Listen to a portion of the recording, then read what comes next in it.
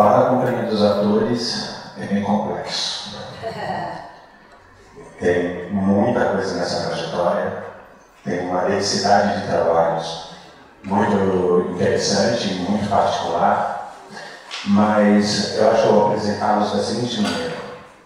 A Companhia dos Atores, para mim, sou de São Paulo, estabelece um novo paradigma na produção nacional. Começa no Rio de Janeiro e aos poucos vai introduzindo, ao mesmo tempo que uma leveza da fala e uma construção cênica mais divertida e mais apropriada a um contexto de um Brasil que surgia de uma liberdade, ou que tempo, né?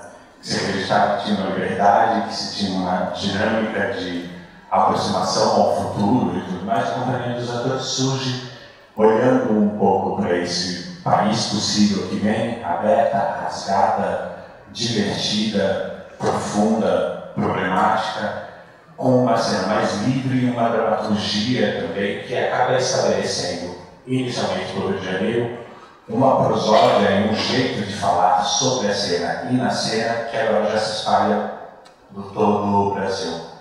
É comum a gente ver jovens criadores acompanhando um pouco os ecos de tudo que a Companhia dos Atores trouxe, seja dos elementos do jogo com os objetos e o corpo como um objeto possível da cena também, seja a narrativa que esses objetos construíam na própria dramaturgia.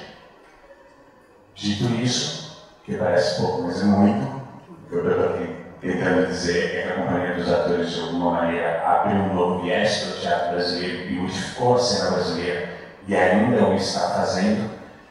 Eu acho mais importante a gente ouvir isso.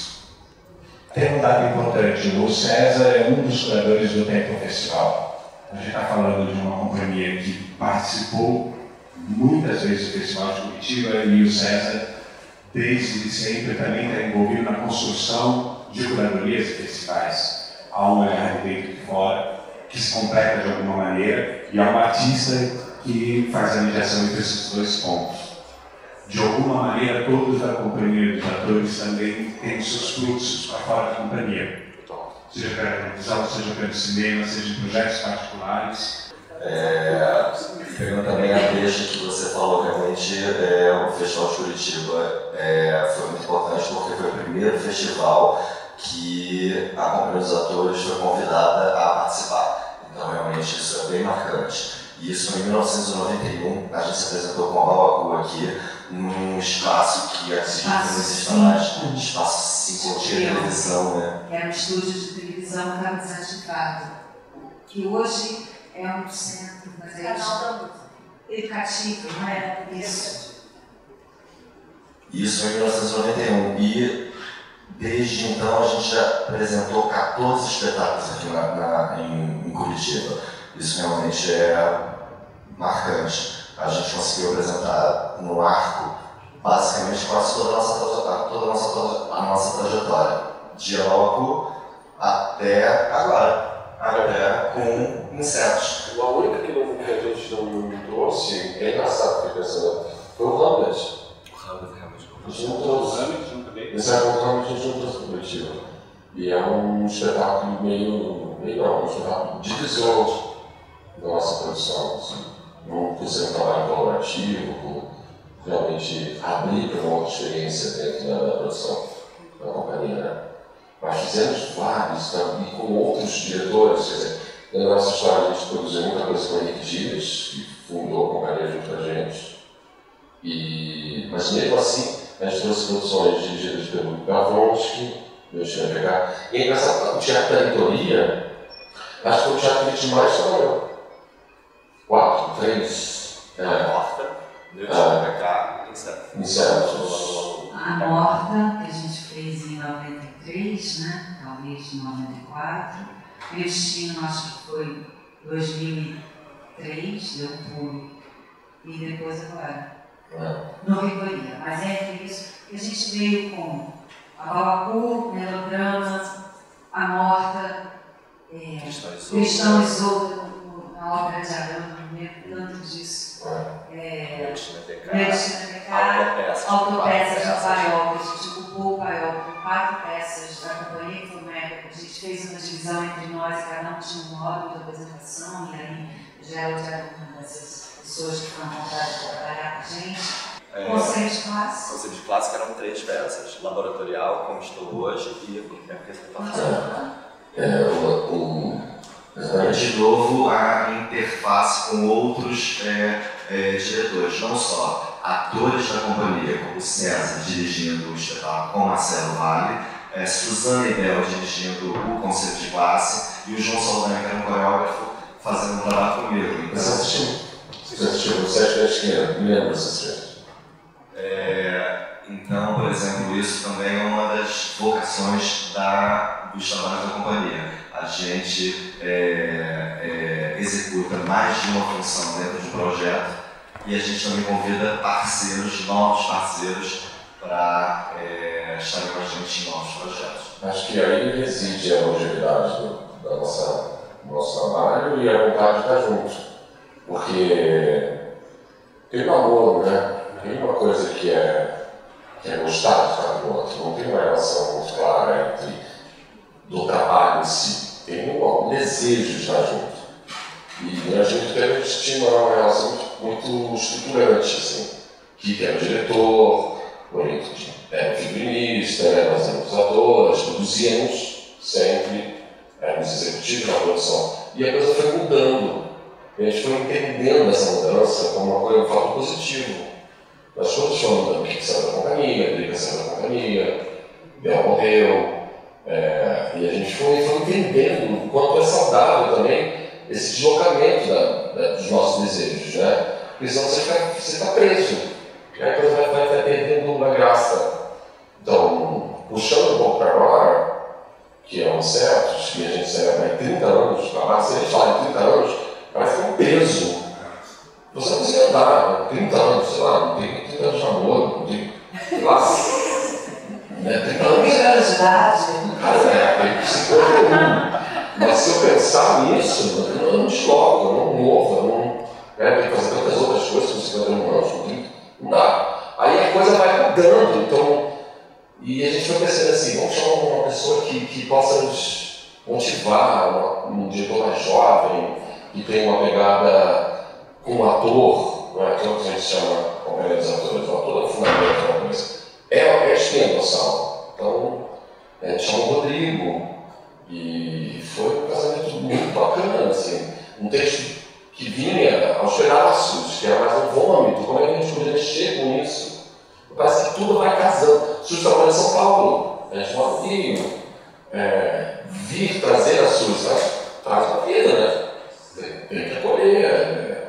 Eu quero dizer assim, parece que a gente não só se adapta, porque parece que você precisa se adaptar para continuar. É do desejo de viver, é diferente, é uma matéria importante. Porque se é da vontade, você constrói. Se é da produção, você fala, peraí, não. A coisa vai mudando a história. Acho que celebrar 30 anos é celebrar uma vontade de estar junto. Entende? O Festival de Curitiba foi o primeiro festival que falou a produção bacana, sei lá, a gente carregava pneu ainda, não é possível a coisa, né? Me lembro que caiu uma escada, a iluminadora se machucou, a gente fez a segunda apresentação, sei lá, na mão, o que fazendo, tudo vai parecendo que conspira a favor do que a gente está construindo. Isso é do cara, é muito motivador para a gente continuar trabalhando junto, sabe?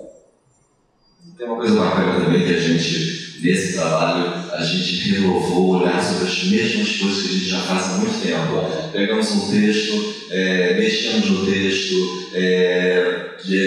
reorganizamos ele, enxertamos coisas, deixamos atravessamentos contribuírem para o processo, novos parceiros e velhos parceiros como o Maneco, Beli, a gente realmente renova coisas que a gente já faz há muito tempo. Isso é bom. Mas acho que é essa dimensão, sabe? Que é curioso.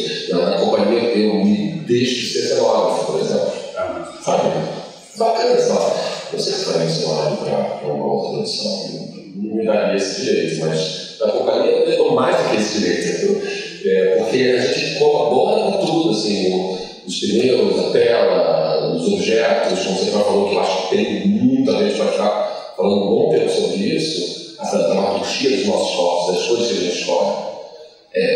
Me dá a oportunidade de falar, não, isso aqui, talvez Deus seja a melhor pessoa para poder representar essa situação estruturante, dramatúrgica, e é tudo muito colaborativo, tudo.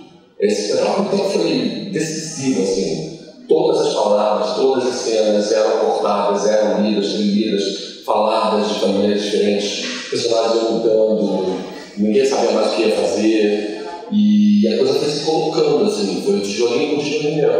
O texto do jogo, que é uma peça, lá acontecendo, acho que não tem quantos anos, 19, 17. E por dentro a gente foi cortando. O próprio Rodrigo escreveu, Suzy refez a cena final. Então, é um texto, sei lá, de 3 páginas, 2 páginas, de uma dramaturgia livre, desesperadamente. Você tem isso na peça, você percebe que o autor está ali falando ferozmente sobre a situação. E a gente acalmou esse fluxo. Como é que a gente podia acalmar para falar? Tem um público que quer ouvir também, né? Como é que a gente pode também dar uma certa leveza para a coisa? Apesar de, enfim, parece que o mundo está desabando sobre nós de fato, mas existe um lugar que o teatro acolhe. A gente foi dando esse lugar, né? Sim, eu acho que foi bonito, assim, foi desde o início a gente queria trabalhar com determinadas sensações, né? Essa coisa de estar junto, de querer estar junto para viver o quê, né? Para sentir o quê, para promover o quê. Isso às vezes é até anterior ao tema do espetáculo, né? Então tinha uma vontade de estar junto. Eu me lembro da primeira reunião que a gente teve, assim, antes do texto. O que vocês querem, né? Como é que você está, Olinda? Como é que você está? Como é que eu tô? Eu falava, gente, eu sei que está acabando o mundo e tudo, mas eu queria refratar, eu queria refletir, eu queria literalmente refletir e jogar para fora. Eu queria um movimento que fosse solar, que tivesse uma certa leveza para pensar toda essa dureza e esse incômodo do mundo atual. Eu faço questão disso. Para estar aqui, eu preciso disso. Então, e isso está lá. Né? E aí as pessoas vão se juntando também em torno da vontade íntima, né, de cada um. Né? Me lembro de Marcelo Valle, que também faz o espetáculo, e ele dizia, eu quero falar do estado de guerra, de fim de mundo, sim, da dor, de tudo isso, da política.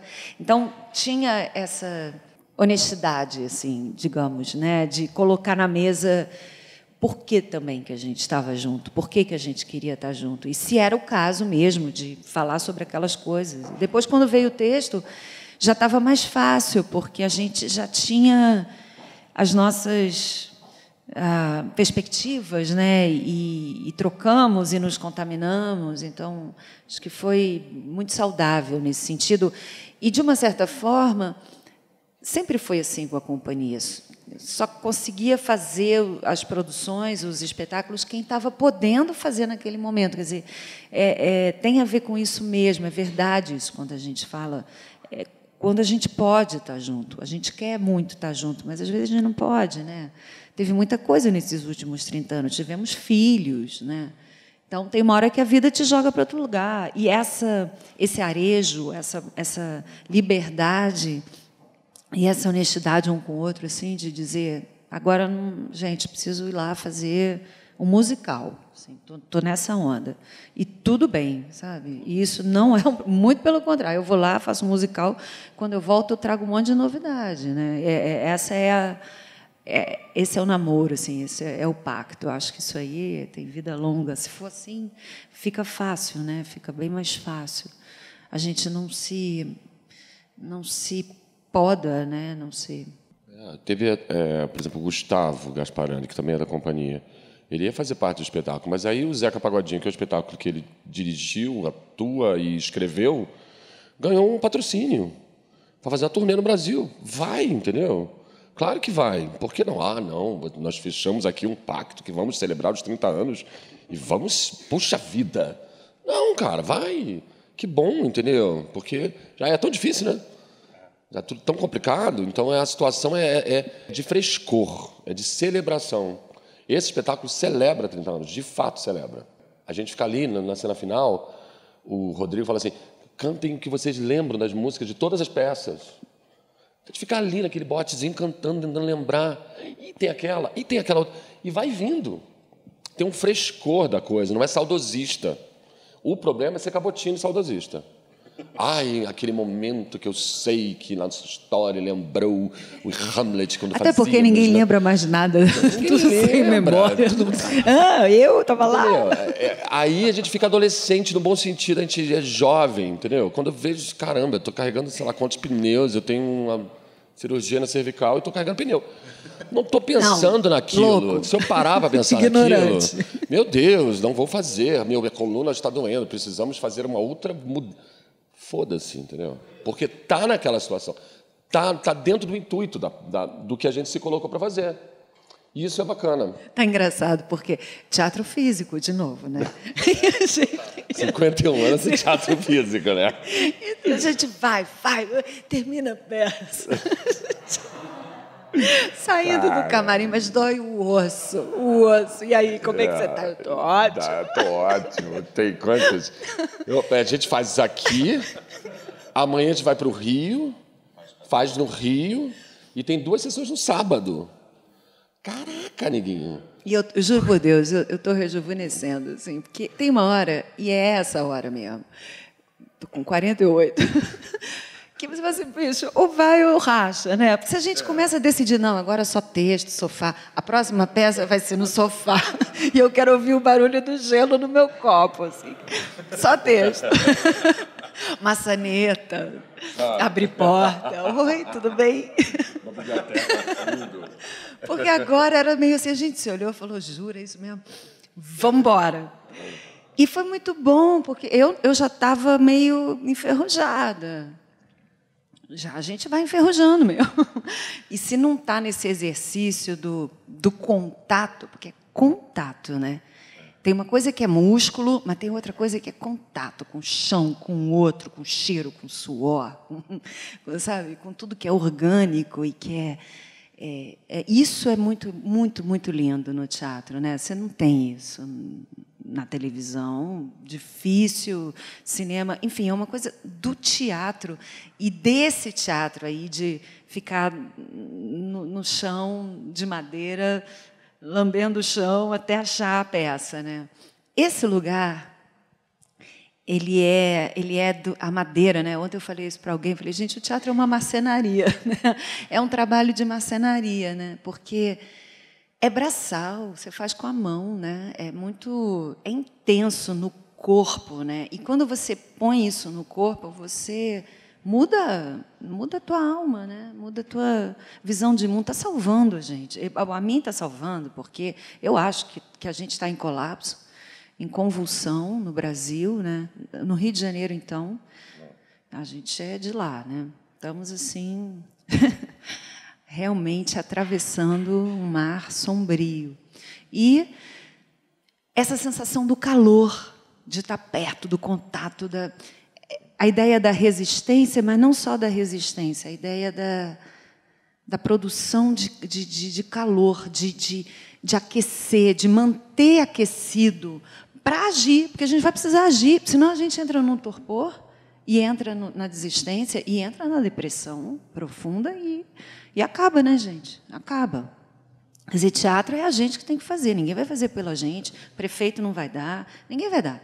É a gente que diz, é aqui. E depende da gente. Isso é que é bonito no teatro, porque é gente, né? É feito pela gente. Então, esse lugar do contato com isso, de novo, rever isso, para mim, está sendo realmente incrível.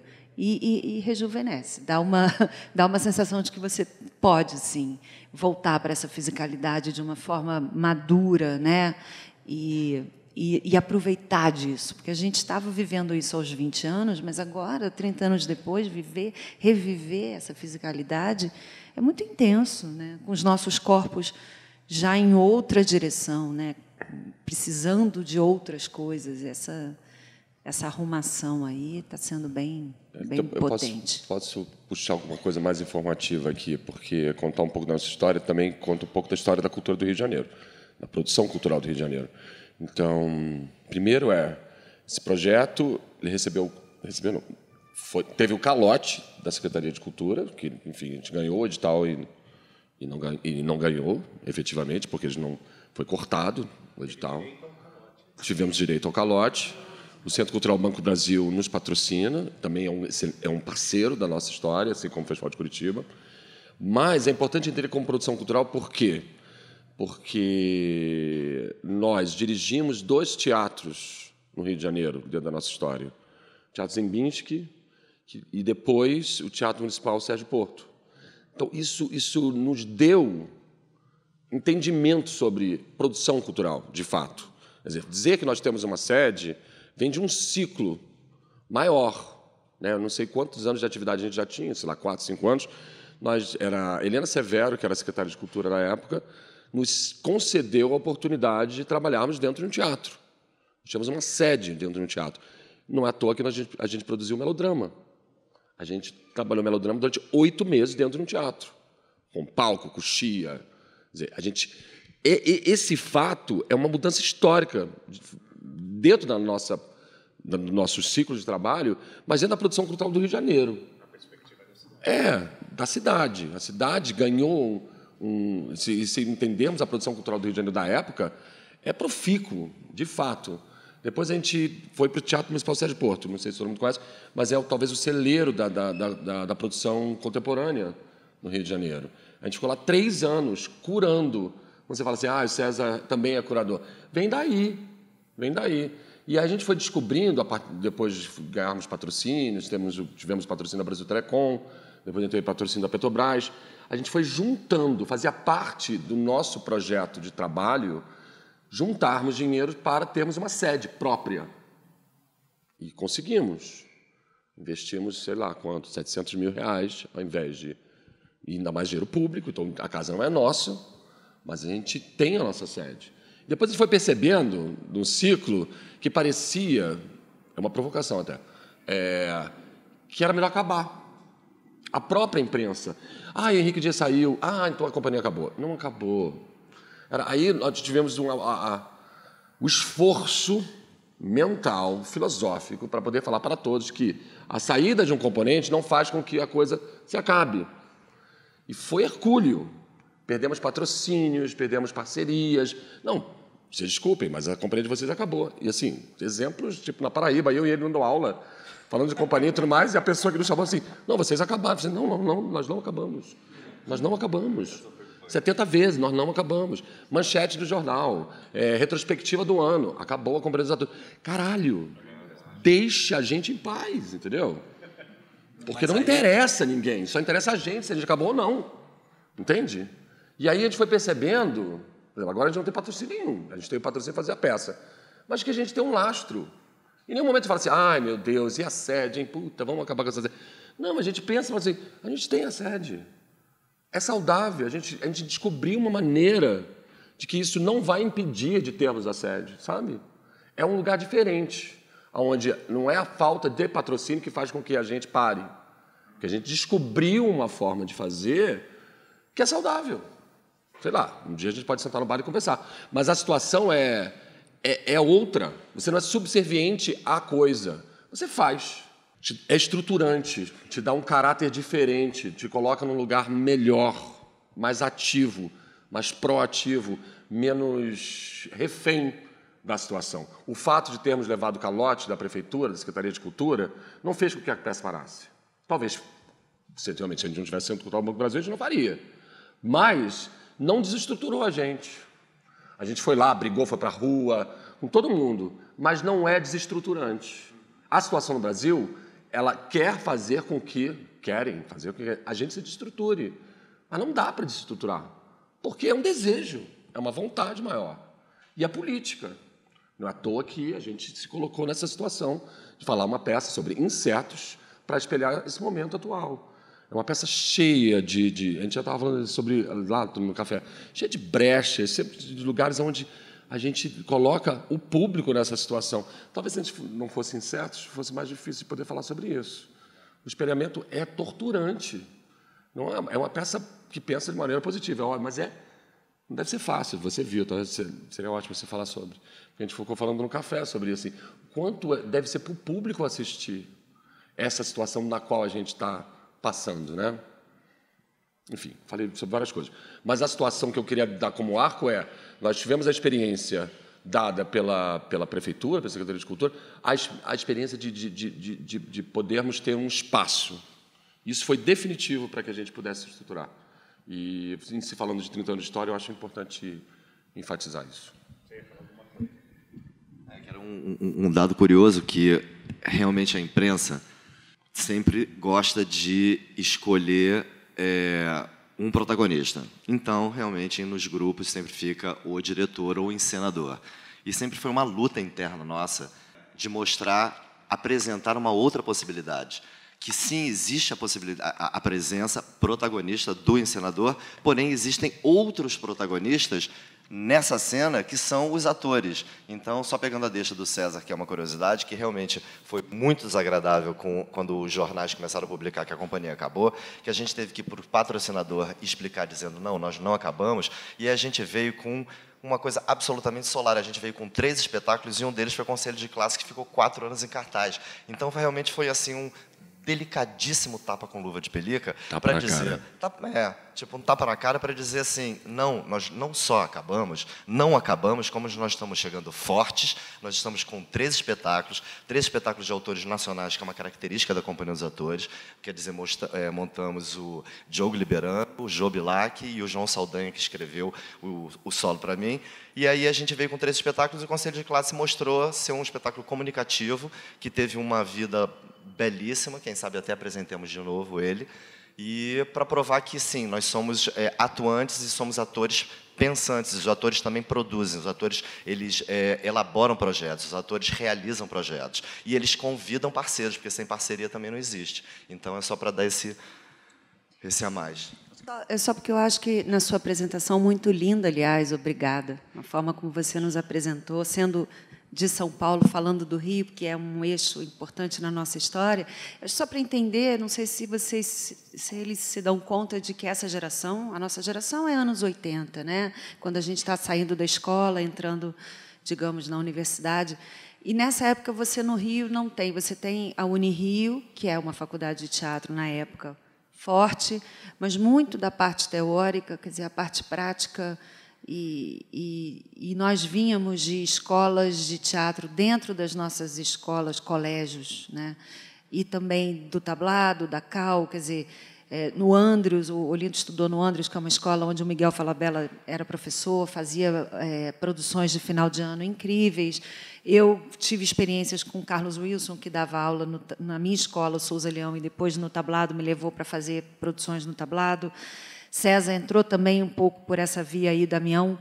Então, nós tínhamos isso na nossa geração no Rio, e nós não éramos acadêmicos, no sentido de fazer uma faculdade juntos. A gente preferiu e acabou indo pela prática de fazer teatro infantil, final de semana, criar produções independentes. Então, isso também eu acho que é um dado importante, porque São Paulo a gente notava que já tinha uma outra história em relação a isso, por causa da ECA, né?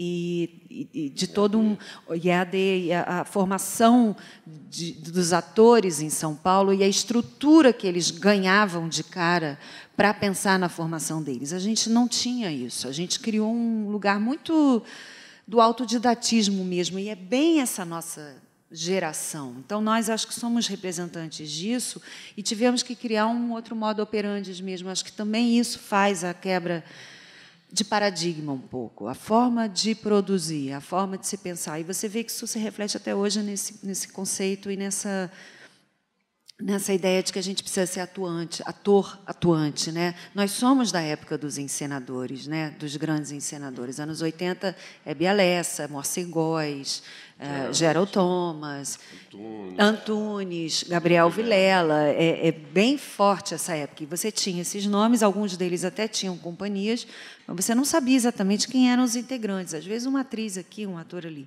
Nós éramos 7, com Henrique Dias dirigindo, que também era um encenador, mas acho que pelo fato do Kiki ser ator também, e vir dessa geração, dessa escola nossa, ele também abriu esse lugar desse diálogo com os atores e a gente criou uma outra estrutura mesmo, desde o início. Então, isso faz diferença.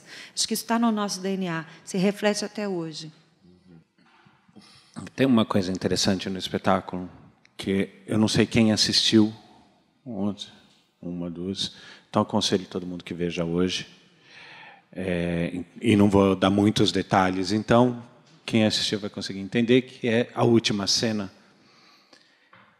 que para mim é a mais bonita do espetáculo, porque é um instante em que eu vejo renascer a companhia ali dentro do palco.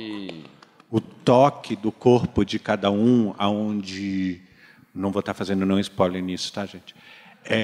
Aonde um segura a perna do outro para que não caia do bote, a mão que é dada, a aproximação que exige, a circunstância para que vocês existam dentro daquele pote, é muito melancólica, num certo sentido, se a gente olhar para uma perspectiva de tragédia, para onde o Brasil caminha, mas, ao mesmo tempo, também é uma deriva a um futuro a ser descoberto. E eu saí muito encantado com esse momento de espetáculo, porque depois de apanhar durante 1 hora e tanto, porque você falou, as pessoas se refletem, né, e se veem nos insetos, mas eu me vi em vários insetos. Eu não me vi em um. Acho que quem consegue se enxergar em um está salvo, porque daí é só mudar a postura e está tudo resolvido. O problema é quando você é vários daqueles lá, você fala, isso, um pouco desse, um pouco daquele, estou fodido. Então, o espetáculo é muito dolorido nesse sentido, porque vocês montam um arcabouço ali sobre a representação do brasileiro, onde a gente não tem escapatória a não ser assumir a desgraça. Exato. A partir disso, vamos para essa deriva de um futuro que ninguém sabe qual é, nesse escuro do final do espetáculo, que é lindo, é um futuro a ser descoberto. Então, de fato, essa cena me emocionou muito no final. Fiquei bem comovido, porque eu não esperava essa cena. A história ia para um lugar onde, de repente, a companhia surge como um elemento conciliador de tudo aquilo e projeta uma perspectiva que não define qual seja. Vai ser a de cada um, né? De quem estiver assistindo e de quem a gente convida para os nossos botes e de quem a gente salva ou deixa se afogar. Então, vejam o espetáculo e não bebam inseticida em casa. É um conselho, porque a vontade é um pouco essa. De qualquer maneira, pensando em tudo que vocês estão falando, acho que a grandeza no fato de vocês serem atores, e do que ser ator também. Eu nunca me relacionei com os espetáculos de vocês com essa qualidade do um. Sempre foi o coletivo muito forte. E aí eu acho que vem esse susto de todo mundo. Um saiu, acabou. Porque parece que você tira aquela peça que faltava, seja essa peça qual for, seja a Drica, seja o Kiki, seja quem for, e parece que o baralho vai cair, né? O castelo de cartas vai cair. Talvez o que a imprensa seja muito cruel é que ela fica torcendo para que tenha se tirado a carta certa e para que caia mesmo, para poder dar uma próxima notícia. Exato. Tem uma tentativa sempre destrutiva da imprensa, até quando quer agradar, que eu não consigo entender. Como imprensa, posso falar isso de uma maneira mais à vontade, porque estou entre os, infelizmente, meus. Mas, de qualquer modo, as cartas vão se redesenhando no chão. Né? E vocês foram incluindo outros naipes. Eu falei no começo que vocês influenciaram muita gente jovem, né, nesses 30 anos, influenciaram em São Paulo também. Apesar de que São Paulo ele tem uma prepotência que demora muito tempo para se assumir as coisas. O excesso de academicismo também é ruim por isso. para tudo tem explicação com 15 citações. Então, é complicado em São Paulo as coisas serem assumidas de uma forma orgânica. Tem que passar por uma biblioteca antes. Mas, de qualquer maneira, hoje eu vejo vocês trabalhando com o Jô ou com o Portela. O Portela é um garoto que eu encontrei no interior de São Paulo, fazendo um dos primeiros trabalhos dele, que foi apaixonante já. Já era uma coisa incrível, já selecionando para aquele festival como uma das melhores coisas que eu tinha visto e tudo mais. E era um garoto ainda. Quer dizer, de repente vocês influenciam os jovens e têm a ousadia de trazer os jovens para serem influenciados novamente. Portanto, não é uma companhia de atores, é uma companhia de artistas. E é um coletivo que se dá de modo expansivo. É uma companhia instável, não uma companhia estável de teatro, onde ela vai se construindo ao tempo. Essa beleza e esse dinamismo que vocês provocam entre vocês, para mim, é uma novidade do modo de produção, que eu acho que é o contrário do que o Vertigem tentou construir em São Paulo, que construiu um mecanismo de produção também alternativo e que gerou a todo esse processo colaborativo que se difundiu no Brasil como uma possibilidade de independência para muitos grupos, mas que se propunha estável demais. E quando algumas cartas caíram, o Vertigem não soube se colocar em outro desenho. Só uma coisinha que o Rodrigo está com outro espetáculo aqui chamado Tom na Fazenda, super legal, super interessante assim. E dá para ver um modo de trabalho que ele tem com o ator que é muito sui generis assim. E outra coisa, desculpa te interromper, por exemplo, Diogo Liberano, Vinícius Arneiro, que trouxe um trabalho aqui super interessante. São pessoas que, não vou chamar cria da casa, porque a gente estaria lambendo a própria cria, mas são pessoas que passam pela companhia. A gente tem essa vocação, a gente não corre atrás dessa vocação. É da nossa espécie, que abrir o lugar para que pessoas venham. E isso, como você próprio falou, é o lugar da experiência, não é um lugar de um acadêmico, mas é um lugar de, sei lá, é um lugar aberto sem a pretensão de falar, nossa, venham todos, não.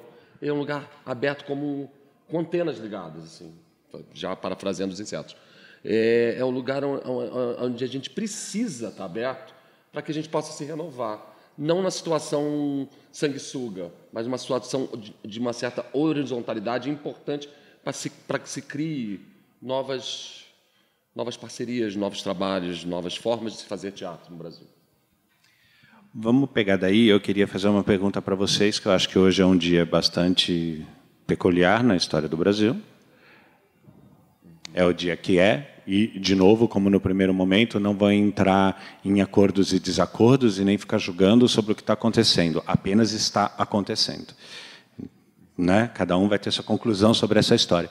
Mas vocês vêm do louva-a-Deus, né? Que é uma metáfora de uma ironia brilhante. Vocês vêm do Rio de Janeiro, que é uma cidade que eu acho que a gente já pode, enfim, assumir que ela acabou. Como cidade, ela é um frangalho hoje em dia, ela não existe mais. Ao mesmo tempo, como eu falei, vocês mostram um espetáculo muito duro e muito objetivo sobre como olhar o Brasil e apontam para um futuro nesse escuro. Como é fazer teatro ali? Porque São Paulo, da onde eu venho, sobrevive no caos pela própria dinâmica do capitalismo, né? O capitalismo exige que a coisa se movimente de alguma forma. Agora, o Rio nem isso mais sobrevive lá dentro. É uma cidade sitiada num caos absoluto e num abandono programado. Então, como é criar dentro desse caldeirão? Eu vou falar um pouco da perspectiva de quem saiu do Rio e voltou para o Rio. Eu saí do Rio ano passado, eu estou há 1 ano e meio em São Paulo, porque foi ficando muito difícil morar no Rio, filha de 13 anos, segurança, teatro, vida, meu marido, músico estrangeiro, as casas todas de música fechando. Vamos para São Paulo, vamos pensar um pouco de fora do Rio. Fomos para São Paulo, estou em São Paulo, amo São Paulo, descobri que São Paulo é minha há muito tempo, desde Abauacu. Mal ou bem é uma cidade que nos recebeu e me recebe sempre muito bem. E voltei agora para fazer no Rio, trabalho com a companhia. E estou tendo um amor pelo Rio, porque o Rio ele tem uma coisa, é até difícil de explicar. A estrutura, enquanto cidade, você tem razão, ela acabou, ela está desmantelada, né? Ela está desfeita. Mas acontece que o artista carioca, e aí o teatro carioca, eu vou falar mais do teatro, assim, o teatro carioca, o que está se fazendo no teatro no Rio, é de uma riqueza. Inclusive, em São Paulo, quando eu estava em São Paulo, as coisas que vinham do Rio eram as melhores. Desculpa, mas assim... E não é porque está em crise, é porque tem a explosão. A vantagem, a única, para mim, vantagem de estar desmantelado, desconstruído, explodido, é que você também, por outro lado, ganha uma liberação e ganha um espaço. Bom, não tenho mais nada a perder, eu vou falar o que eu quero, eu vou falar o que eu penso, eu não dependo de ninguém. Essa autonomia que o ator carioca começou a se dar cada vez mais, ela é de uma preciosidade. Eu confio que isso vá criar novas formas de se produzir, cada vez mais independentes dessa estrutura que está, sim, desmantelada e falida. Claro que eu não quero prescindir dessa estrutura, eu acho que a gente precisa lutar para reerguer isso. Eu peço a Deus para que esse Crivella não fique mais 3 anos, que a gente arrume um jeito de botar outra pessoa ali no lugar, da gente criar. Mas até isso, até suportar essa situação, enquanto isso acontece, como é que a gente faz, o que a gente faz? A gente vem de festival Casa... Como é que era o nome? Casa de Ensaio. A gente começou ali, a companhia começou, de verdade, ali. Festival Casa de Ensaio. Era uma casa no Maitá, para 70 pessoas, 60 pessoas. Um grupo de amigos nossos criou uma produção, um festival, onde cada um ia lá e apresentava o que queria. E nós apresentamos lá o nosso Marrassade. Eu, Kiki Olinto e Andrezinho. Ali começou a Companhia dos Atores. Então, esse tipo de ação, ele não é só consequência de um desmantelamento, ela é parte da história do Rio. Por isso, porque nós não tivemos nunca uma estrutura universitária, teatros, prefeitura, Estado. Quando é que a gente teve isso realmente funcionando também, sabe? Em alguns momentos melhores, em alguns momentos piores, mas a gente sempre teve uma cidade caótica e instável nesse sentido. Uma cidade turística que não tem estrutura para turismo, mas é turística. O Rio, nesse sentido, ele é muito singular, é difícil de falar. A natureza, a força da natureza no Rio, do mar, da montanha, que, independente do que façam, se regenera, continua, ela é muito forte. Ela mantém o ar circulando. Eu acho que a gente vai conseguir reverter. Eu acho que a gente vai para um lugar. Também não sei qual é. Pode até ir para um lugar pior. É uma loucura. O Bolsonaro está no top. O Bolsonaro e o Chico Alencar. É uma coisa também completamente maluca, assim. É 8 ou 80. É bem doido, é bem paradoxal, assim. Mas você encontra nessa tensão e nessas contradições uma força de criação que só vem aumentando. Monólogos, então tá, não temos dinheiro, vou fazer monólogo, e tudo bem, e foi uma temporada de monólogos, mas que monólogos, que falas, que bacana, que relatos de artistas da nossa geração. A dramaturgia nacional carioca é impressionante, temos autores, Pedro Kozovski, Pedro Brício, Jobilac, Daniela Pereira, Carvalho, é uma galera. A gente ficou durante muito tempo falando Oduvaldo Viana Filho, Nelson Rodrigues, né? E, de repente, estamos aí com uma explosão da nossa geração, dos últimos 20 anos, carioca, altamente expressiva. Então, é isso. Enquanto a coisa toda está acabando, tem toda uma coisa que está se fortalecendo. Eu quero apostar nisso, senão eu enlouqueço. Bem, realmente, endosso tudo que a Suzana falou. Realmente, o Rio de Janeiro está bem específico. É um ato de afirmação fazer teatro no Rio de Janeiro. Realmente é afirmação. Você afirma o que você quer, o que você pensa, porque as condições não são boas. O Espaço Sesc não chegou a ser desmantelado, mas perdeu muito a expressividade, a dificuldade de vários teatros que foram ou fechados ou demolidos, exemplo do Teatro Glória, Vila Lobos. Então, realmente, fazer teatro no Rio de Janeiro é um ato de afirmação, é uma utopia. E ainda bem que nós somos utópicos e ainda continuamos acreditando e queremos falar. Como você falou, atores, artistas, sim, nós somos artistas. Eu acho que fazer teatro no Rio de Janeiro transcende o fato de ser ator, cenógrafo, diretor, são artistas afirmando e fazendo alguma coisa. Eu fico ouvindo o discurso da Suzy, do Oli, me lembro da Guida Viana recebendo o Shell, sabe? Tem uns lugares, o Stage Grand Rio, de lugar de falar assim, muito importante, sabe? A gente tem que se dar o direito de nos afirmar como seres importantes para fazer o que a gente faz, sabe? Porque senão a gente fica meio um apêndice da coisa. Esse fato, que agora está se chamando de teatro de guerrilha no Rio, não sei se aqui usa-se esse jargão, que é o lugar, né? Não tem grana, como é que a gente vai fazer? Vamos fazer na guerrilha, vamos lá. Como é que é? Junta aqui, tarará, e acaba produzindo coisas muito potentes. É importante porque...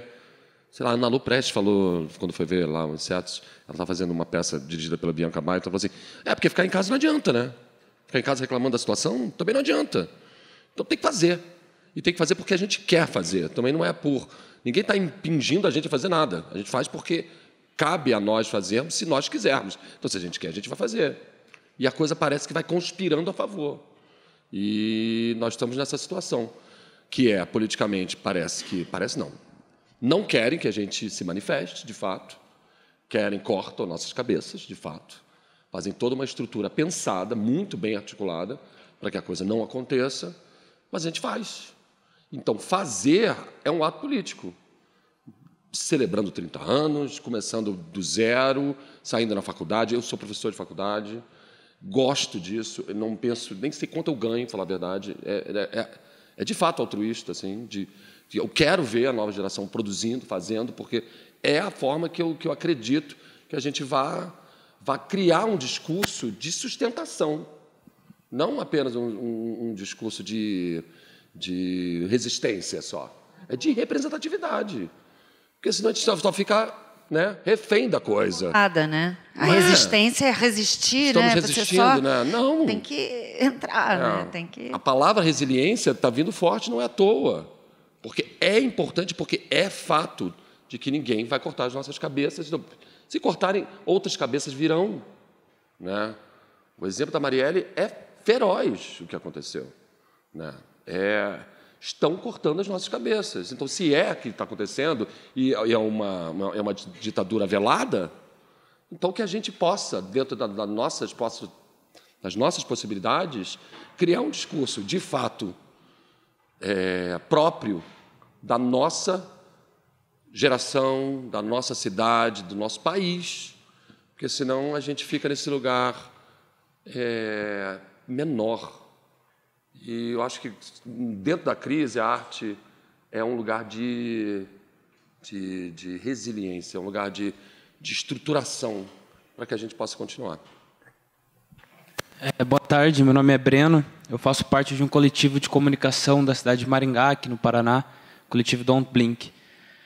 A minha pergunta é um pouco sobre o processo de estruturação e afirmação enquanto coletivo, porque a gente está nessa caminhada há aproximadamente 1 ano, e eu enxergo muito isso que tu disse, a ideia de desejar estar junto. Porque hoje, trazendo a contextualização do Rio, que é um momento muito mais escrachado, mas que reverbera em todo o território nacional, um momento de insurgência cultural, de destruição cultural, a arte ela floresce como uma necessidade de resistência. Então, a arte hoje ela vem como um instrumento de luta, acima de tudo. Então, eu queria perguntar para vocês como achar a motivação interna e como casar com a motivação do grupo, porque nesse 1 ano em que nós, enquanto um coletivo de comunicação, dentro do fotojornalismo, dentro do jornalismo em si, até outras formas que se expressam dentro do coletivo, o teatro, a dança, a música, como se conectar e que esse desejo ele permaneça apesar das dificuldades. Vocês, com tantos anos de experiência, 30 anos a mais que a gente, para ser exato, um conselho para que a gente consiga transformar esse nosso um ano em 30, 40, 50 e conseguir levar essa ideia de ser uma mídia independente, alternativa e antinormatividade, que ela cresça e consiga levar essa ideia e consiga resistir tanto quanto vocês estão resistindo até hoje.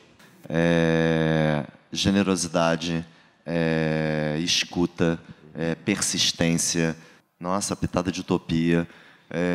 Eu lembro assim, quando a gente começou em 1988, lá Bolinha, os desejos eles eram muito parecidos. A gente gostava de fisicalidade, coisa que aplicamos até hoje. Fomos sempre muito inspirados por grupos de dança, por artes plásticas, cinema, outros coletivos e outros diretores, encenadores. Então, a gente sempre foi muito ávido e sedento por outras coisas, de gostar, de querer. E aquilo fez, de uma forma antropofágica, da gente digerir e vomitar do nosso jeito.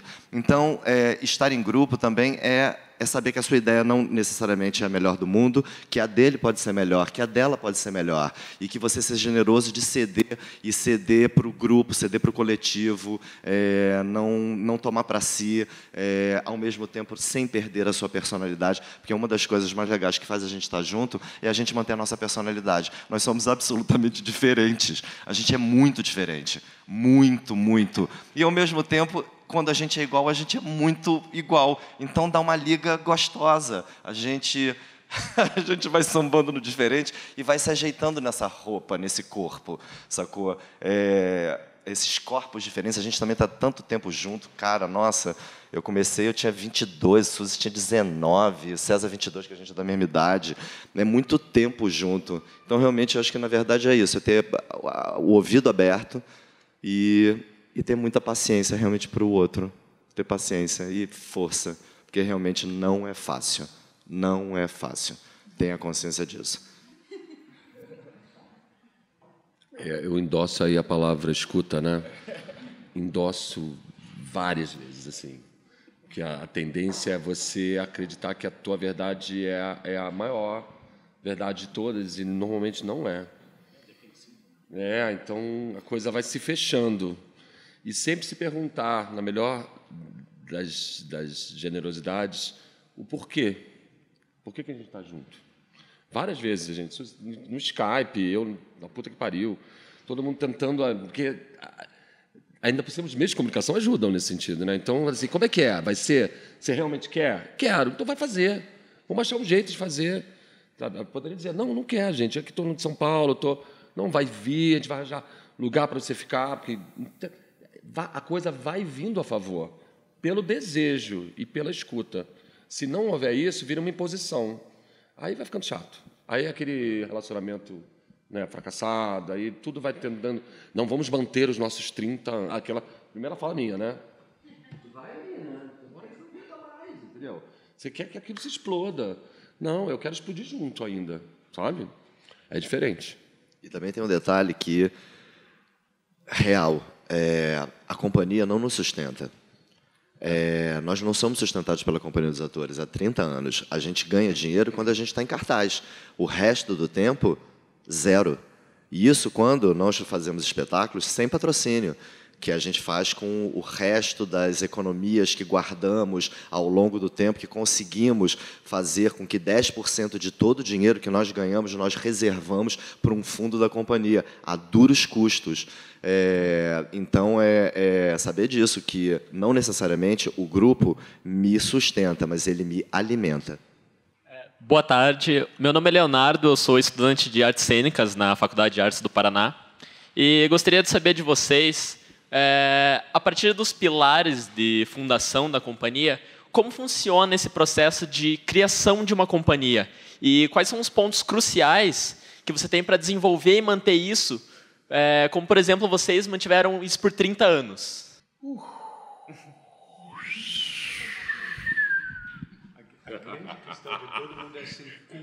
Como é que faz, né?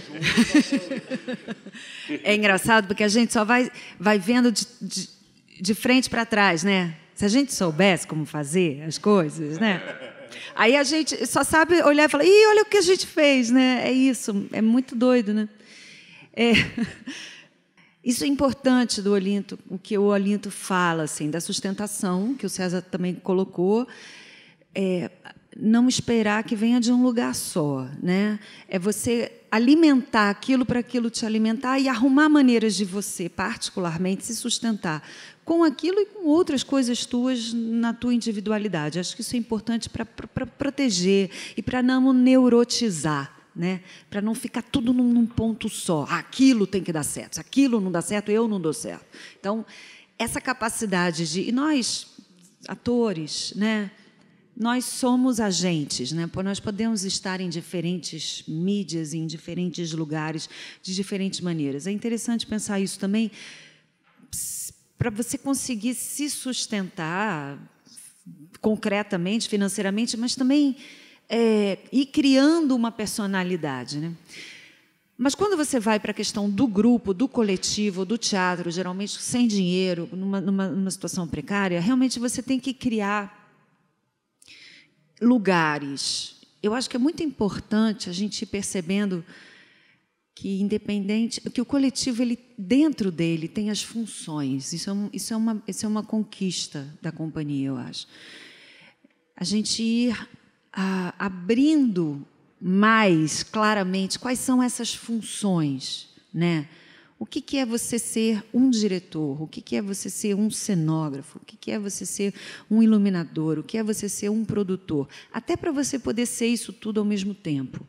Mas existem esses lugares e essas perspectivas de olhar para aquilo, de fazer aquilo, de produzir aquilo, que são muito distintas, né? Isso é lindo no teatro. Eu acho que a gente fala muito pouco sobre isso. E eu acho que se a gente clarear bem essas funções e ocupar essas funções, e, no nosso caso, a gente ainda por cima se alterna nessas funções, então a gente compreende que são pontos de vista diferentes e que formam o todo, isso vai estruturando. E vai fazendo você entender que você não precisa ocupar todos os lugares. Que se você ocupar o teu lugar naquele momento, naquela produção específica, você está dando a sua contribuição. Isso é profissionalizante também, porque a gente, durante muito tempo, falou de teatro como amadores, porque amamos, né? Só faz quem ama, né? Mas aí a gente confunde isso com não profissionalizar. E eu acho que tem que voltar com essa ideia do ofício profissional, do lugar de cada coisa, porque ele é artesanal, ele é feito de muitas, né, técnicas, ele compreende muitas técnicas. Então, é muito importante isso. Eu acho que a gente foi achando uma forma de operar dentro disso. Hoje a gente já está bem mais maduro, assim. Eu fico bem mais tranquila de saber como não interferir e como interferir no lugar do outro que está lá, responsável por algo que eu não sou, mas, ao mesmo tempo, se eu não der o meu olhar para aquilo, aquilo não se completa. Você vai entendendo isso, e isso vai mudando, isso vai maturando, isso vai acumulando. Isso estrutura um grupo, um coletivo, uma companhia. É importante. É importante o Olinto ter sido também figurinista e a gente ter visto ele crescer dentro da companhia, acompanhar a trajetória dele para além do ator. É muito lindo, assim. Nos informa, nos dá referência, a gente devolve muita coisa para ele, certamente, também. Né? César com a cenografia, com a direção, eu com a direção, né, entrando nesse lugar, através dessa compreensão de como eu já estava exercitando isso dentro do grupo, e depois, quando eu fui ser diretora, eu vi que aquilo já estava dentro de mim, porque eu já tinha observado, já tinha escutado, mas acho que, eu não sei se eu estou te respondendo, mas é porque é muito difícil esse início, né? Como é que você estrutura? Cada um pensa uma coisa, fala ao mesmo tempo, cansa, né? É fácil desistir. Eu acho que uma dica, assim, talvez, só para pensar, que lembrar disso, que o teatro é feito dessas técnicas diferentes e dessas funções, e que, se cada um pode também ocupar isso, é interessante. Acho que isso ajuda as pessoas a ganharem poder de decisão dentro da coisa, apesar de toda a escuta, mas você tem que começar a afirmar determinadas escolhas também. E isso te ajuda, e ajuda ao todo, né? Porque você cria um diálogo em cima de algo que está concreto, que é produzido, né? Em cima da tua contribuição real dentro daquilo. Eu vou complementar e fazer uma pergunta. Porque eu acho que o que reúne vocês há tanto tempo... Acho, fazendo paralelo também com a gente, com a companhia, é uma afinidade artística muito forte. É uma questão de afinidade, mesmo que vocês estão falando desde o início. E a gente fica junto por causa disso, porque tem um projeto artístico. No caso de vocês, a gente não é uma companhia de atores, a gente, né, é um núcleo de pessoas e chamamos atores para trabalhar com a gente, mas nós temos um diretor há 17 anos. E é muito diferente. Então, a minha questão é como vocês conseguem manter esse projeto artístico, essa afinidade artística e a linguagem. A gente continua vendo nos trabalhos, com outros diretores, outros olhares. Claro, tem as funções estéticas que vocês exercem, figurino, cenografia e tudo, mas mesmo assim, você pode cair na mão de um diretor muito impositivo, né? Querendo trazer algo. E isso, assim, talvez eu tenha escapado no espetáculo que eu não vi, mas os que eu vi, isso não aconteceu, não assim tão preponderantemente. Como é essa lida, assim? Né? Passa por um crivo, né? Tem uma comissão. Passa por um crivo, passa por uma filtragem. Primeiro tem que gostar de ator. Ponto. Gostar de ator. De teatro, gostar de ator, saber ouvir, entender qual é a situação, saber ouvir a gente, entender que o trabalho nosso é colaborativo, talvez seja uma palavra que seja gasta até, mas ali é de fato colaborativo, vai ouvir muito, a gente vai ouvir também, a gente não chega num lugar sozinho, e muito menos o diretor. Muito menos o diretor. A gente está ali discutindo a cada momento. Assim. Esse projeto, por exemplo, agora já é mais projeto, essa peça, sei lá, a gente ficou em mesa, mas sei lá, se ensaiamos 3 meses, 1 mês ou mais, a gente não saiu da cadeira, porque era uma pedreira o texto. Vamos ler de novo essa porra. Como é que é? Junta, vai, corta, vai para casa, pensa, corta você hoje, vai lá. Vamos ler junto. Como é que é? Agora corta você. A situação era quase de guerrilha, no sentido de... Porque o Jô escreve, não sei como é que vocês sabem como é a produção dele, normalmente ele escreve e vai mandando. O Conselho de Classe veio em partes. Essa veio em partes bem lentas, eu diria. A coisa demorava a chegar, e quando vinha, falava, caraca, como é que é? Vamos ler de novo, Suzy. Vamos ler de novo. Vamos ganhar essa pluralidade de entendimentos para a coisa, sabe? E, obviamente, a gente chamou um diretor que a gente percebeu que tinha esse ouvido para isso. Agora, se fosse um diretor que tivesse ideias pré-concebidas de espetáculo, não funcionaria. Às vezes, a gente, sei lá, se a gente quiser montar um Rainer Müller, talvez a gente consiga falar, não, vamos pegar essa pessoa específica que conhece bastante e que pode contribuir. Nesse caso do Insetos, era um terreno baldio. Literalmente terreno baldio. A gente ia, vamos lá. Como é que é o que a gente vai fazer hoje? Como é que é? Então, tá, literalmente, a gente não sabia aproximar. E a coisa foi chegando. E aí a maturidade nossa, e realmente aí são anos de trabalho, não nos deixou entrar em desespero. A gente só foi abrindo. Vamos ser generosos, vamos deixar a coisa acontecer, para poder fazer com que isso sedimentasse algo e, a partir daí, a coisa se construísse. Então, de repente, quando a gente começou a construir, a gente já tinha. Então, obviamente, era um diretor sem ansiedade, sem procura de respostas. Muito pelo contrário, Rodrigo, quando a gente chegava na resposta, falava assim, calma, gente, vamos perguntar mais. Cara, se encontrar um diretor desse nível é raro, principalmente num trabalho como esse. Então, o nível de ansiedade foi saindo. E quando a gente via, a gente estava lá. E querendo estar na sala de ensaio procurando mais, entendeu? Então, acho que a gente, pelo crivo da escolha dos diretores, acho que a gente tem essa expertise de entender qual é a qualidade do projeto, que tipo de diretor pode caber para esse tipo de trabalho. Como, nesse caso, era um trabalho realmente terreno baldio, como chamam, a escolha do Rodrigo foi uma escolha certeira. Em outros casos, não. Sei lá, a gente fez o Lulu, a gente chamou a Nelly Frank. Obviamente, falando, Lulu, mulher, vamos chamar uma mulher para dirigir a gente. Conselho de classe, Suzy Bell, o autor escreveu para mulheres. A Bell falou, quero que homens façam mulheres. A discussão sobre isso foi enorme. Ai, que ideia genial, vamos fazer assim. Não. Todo mundo discutindo por que tem que ser. Não, escreveu para mulher, vai ser mulher. Não, eu quero falar sobre isso. E as próprias diretoras perguntaram sobre isso. E a gente queria que fossem 2 diretoras da companhia. Quer dizer, a coisa vai se moldando e, a partir daí, a gente vai criando, nós vamos criando as nossas próprias escolhas, com a tal da escuta, que é um exercício. É um exercício, não é fácil. Enquanto o microfone chega, vou dar um depoimento fofoqueiro, que a gente saiu do conselho de classe, eu, Patrícia e vários amigos, e a gente queria mandar fazer uma camiseta Eu Amo Tia Paloma. Mesmo, a gente chegou a pensar em fazer sério isso. Pegar o seu rosto e fazer Eu Amo Tia Paloma. Meu nome é Guilherme, eu sou ator, e primeiramente parabéns pelo espetáculo ontem, realmente eu saí de lá mexido, e eu acho que a função do teatro é essa, né? Você sair transformado e sair de ontem de lá transformado.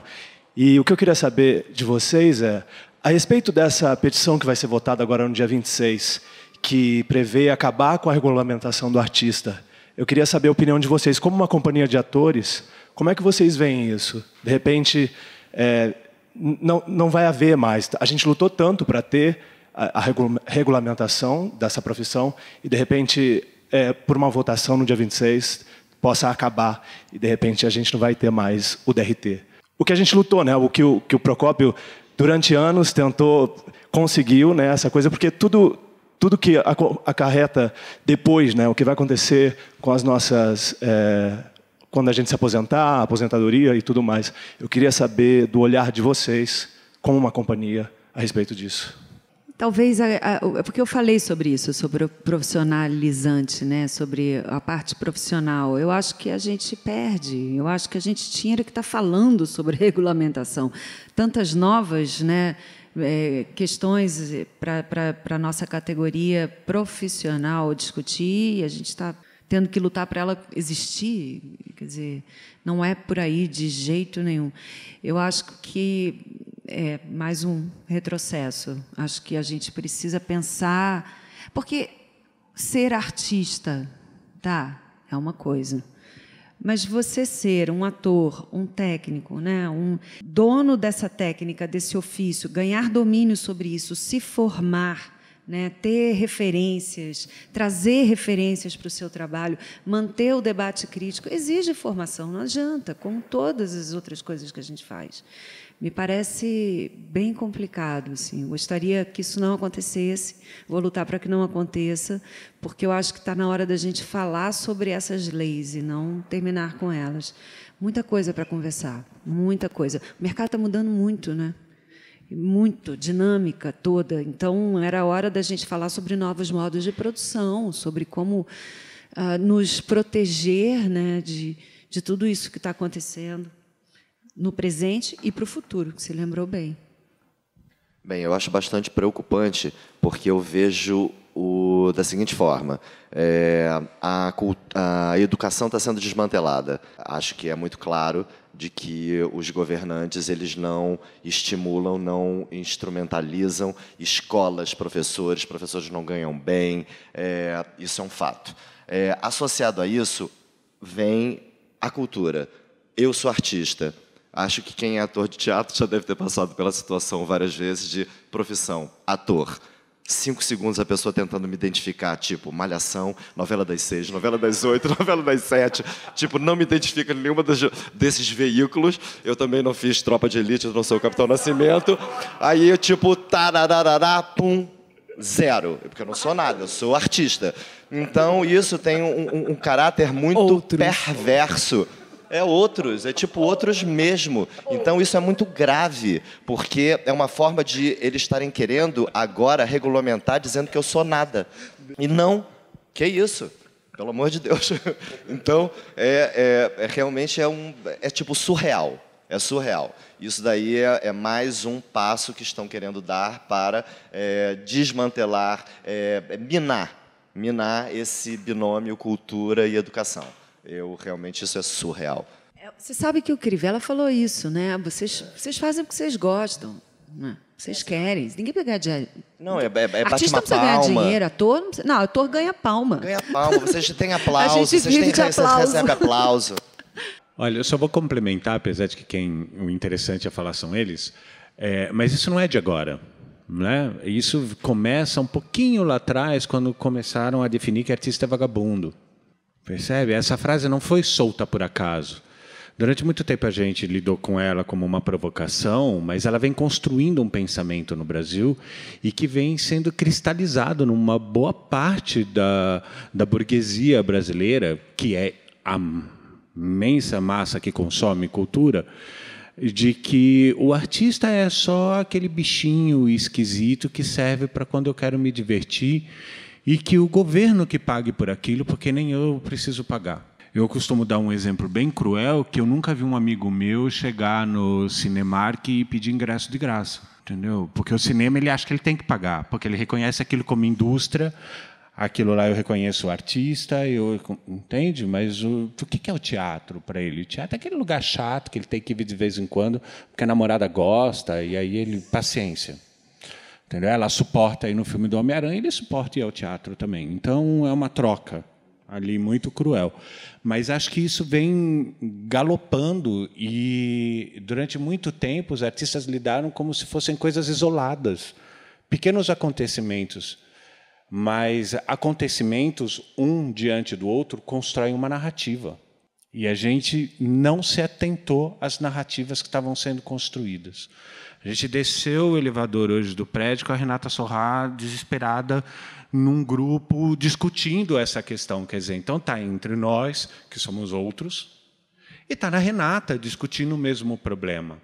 Entende? Há pouco tempo, o Crivella lançou um edital, a gente não pode falar tão mal do Crivella, ele lançou um edital de R$9 mil. 8. Aí você desconta imposto e tinha que dar contrapartida. Uhul. Né? Entendeu? Quer dizer, é uma piada, é uma ofensa, é um escracho. E é um escracho assumido, é uma humilhação pública. Então não é agora, é um acúmulo. Só que se perdeu o pudor. Agora, perdeu o pudor por quê? A culpa é um pouco nossa também. A gente deveria ter deixado eles com um pouquinho mais de medo. Né?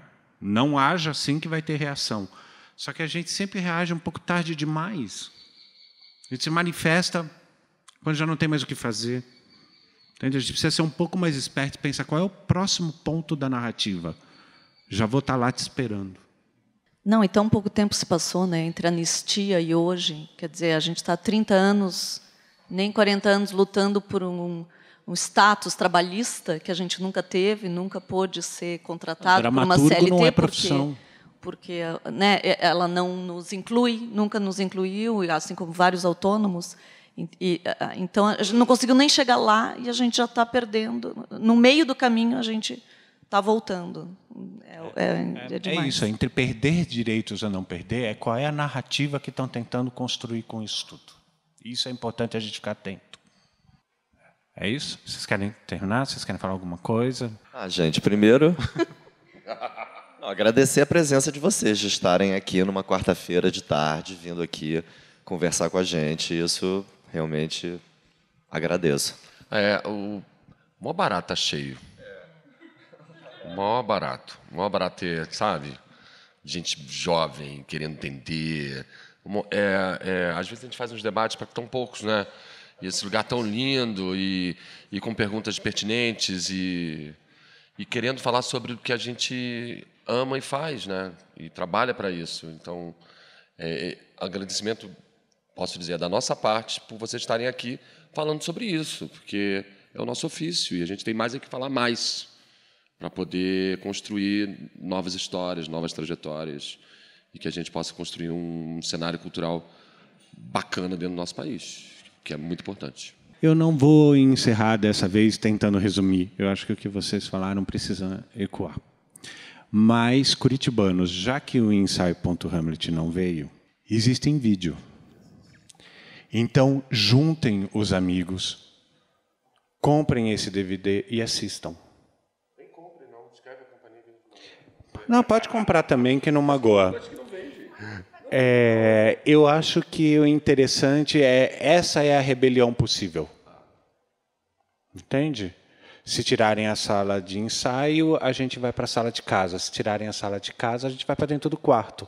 Juntem os amigos, assistam o ensaio Hamlet, entendam o porquê que a dramaturgia e a cena carioca construiu um novo panorama para o Brasil. Ensaio Hamlet é fundamental para que a gente tenha esse percurso. Sem passar por essa peça, a gente dá uma escorregada para chegar no agora, sem entender de onde veio e para onde vai. Então, juntem os amigos, é o que eu posso dizer. Estamos aqui todos em amigos. É impossível assistir esse espetáculo e não sair dali querendo dominar o mundo. E não sei nem o que dizer do agradecimento pela guerrilha, pela resistência, pelos 30 anos. Eu estava aqui em 91, no Baiacu, eu estava aqui no Melodrama. Isso foi a formação da minha geração de teatro em Curitiba, foi graças à Companhia dos Atores, eu posso dizer. Assim, de coração, muito obrigada por aceitarem o convite, despenderem o tempo para conversar com a gente. Obrigado pela oportunidade, Giovana. Obrigada.